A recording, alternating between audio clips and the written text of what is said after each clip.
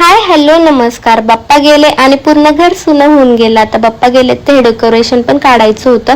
तर आज तृषाला हॉलिडे होता, त्याच्यामुळे म्हटलं आपण हे काम करून घ्यावं. उठल्या उठल्या आधी चहा वगैरे घेतला आणि हे सगळं खोलायचं काम मी चालू केलं, कारण खूप आवरून ठेवायचं होतं. खूप जास्त आवरायला होतं, त्याच्यामुळे मी ते आवरत होते आणि तृषाला रेडी केलं आणि मिलन तिला क्लासला सोडायला चाललेत. मिलनचंही रेडी झालं होतं. म्हटले मी तिला क्लासला सोडून येतो, टेबल खोलायचा राहू दे बोलले, टेबल मी आल्यावरती खोलतो, जेवढं तुला बाकीचं आवरता येते तेवढं आवर बोलले. डेकोरेशन खोलायला ते दादा पण येणार होते डेकोरेशन वाले, पण म्हटलं आपल्याला जमते, सोपंच आहे तर आपण करूयात. येताना मिलननी पार्सल समोसे आणले होते, तोपर्यंत मी त्यांचा टिफिन बनवला आणि ते आता त्यांचं ते टेबल वगैरे खोलून झाले आणि निघालेले आहेत ऑफिसला जाण्यासाठी.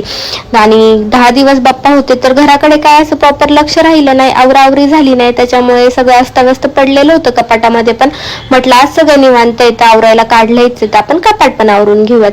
सगळा पसारा खाली काढला होता आणि कपाट व्यवस्थित लावत होते मी सगळं काही. परत कपडे व्यवस्थित ठेवले, घडी घातली, घरं आवरली, झटकली, पुसली.